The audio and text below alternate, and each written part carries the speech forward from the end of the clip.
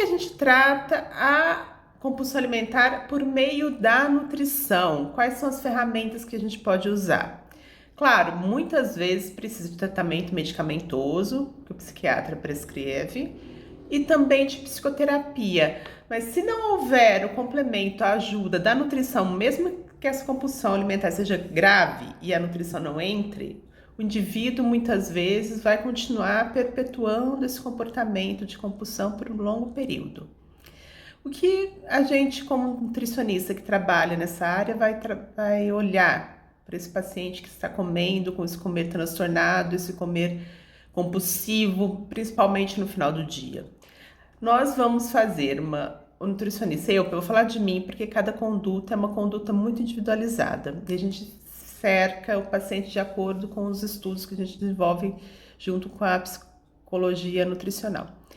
Então, nós observamos como faz uma avaliação, é feita a avaliação nutricional do paciente, entende como que está o status nutricional dele, se existe alguma deficiência nutricional de algum micronutriente ou macronutriente.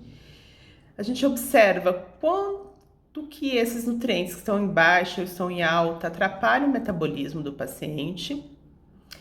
E a partir daí a gente vai vendo se isso é um gatilho fisiológico para uma compulsão. Por exemplo, uma baixa serotonina por uma falta de uma vitamina B6 realmente pode levar a uma vontade de comer maior, porque tem uma relação tanto com a B6, a B6 tem relação tanto com a dopamina quanto com a serotonina, que são neurotransmissores cerebrais, por exemplo. A gente observa o nível de inflamação, porque quanto mais inflamado, o hipotálamo e o corpo, de uma maneira geral, se o corpo está inflamado, a pessoa com excesso de peso ou comendo muita gordura saturada, por exemplo, o hipotálamo com certeza, provavelmente também está inflamando. Se ela tem uma depressão, o hipotálamo está inflamado, então uma dificuldade de controle dessa fome.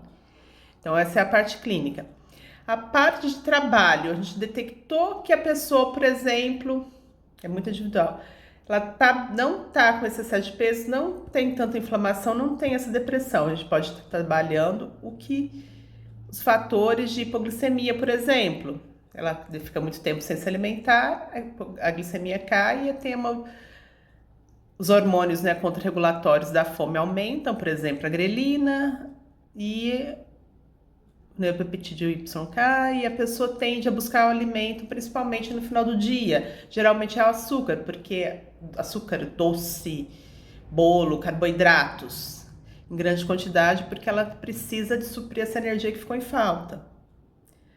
Então, a partir daí, a gente vai trabalhando, sessão a sessão, a educação nutricional desse paciente, para ele se autorregular e entender quais escolhas alimentares fazem sentido para ele.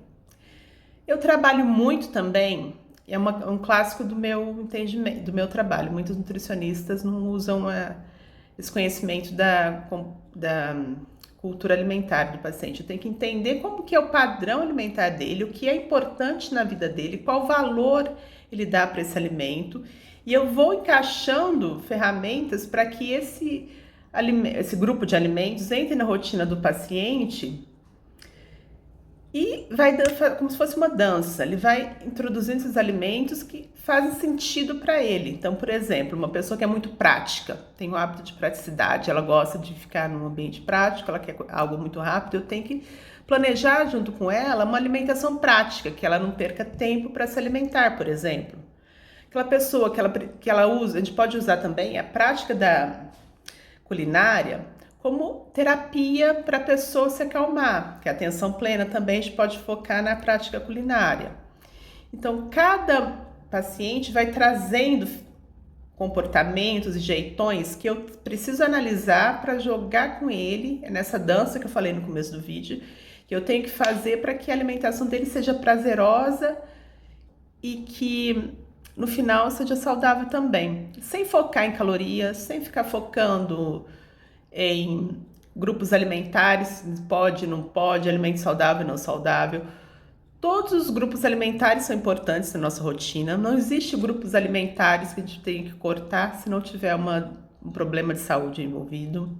Claro, se existe um paciente que está desenvolvendo ou desenvolveu há muito tempo uma compulsão alimentar, ele tem um problema de saúde importante, que ele precisa limitar algum macronutriente ou micronutrientes, por exemplo, ele pode precisar limitar uma proteína, ele pode precisar limitar o consumo de um alimento rico em gordura. Por exemplo, se ele tem uma hipercolesterolemia familiar, eu não posso deixar ele totalmente livre para comer fontes de gordura, carnes, por exemplo.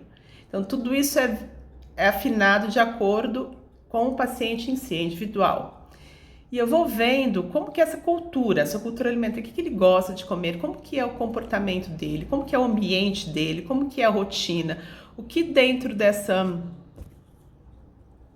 rotina, desculpa, entrou uma ligação, mas eu não vou editar não.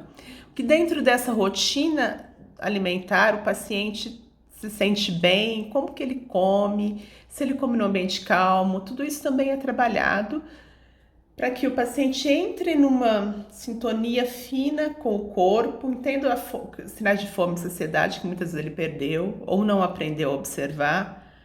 E é um trabalho que precisa ser feito mínimo, pelo menos por 12 semanas, às vezes por 16, né? Depende um pouquinho, mas a maioria são 12 semanas, os estudos também mostram isso, os estudos científicos.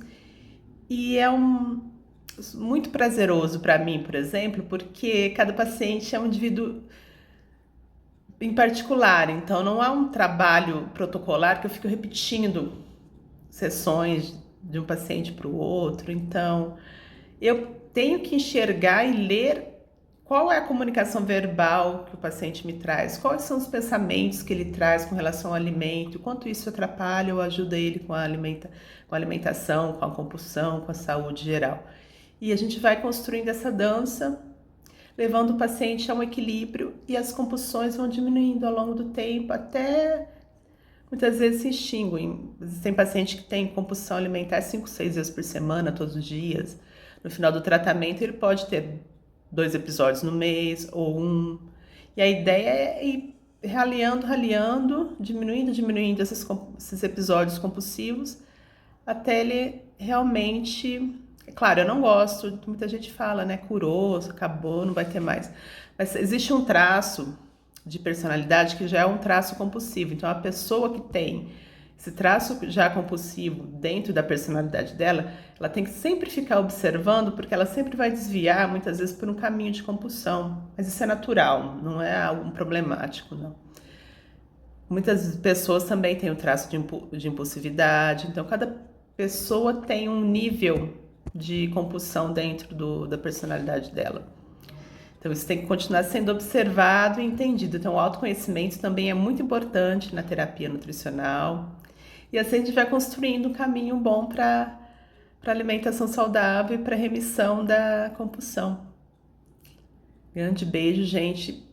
Ficou longo, ficou mais de uns 8 minutos, né? Se eu estou enxergando bem.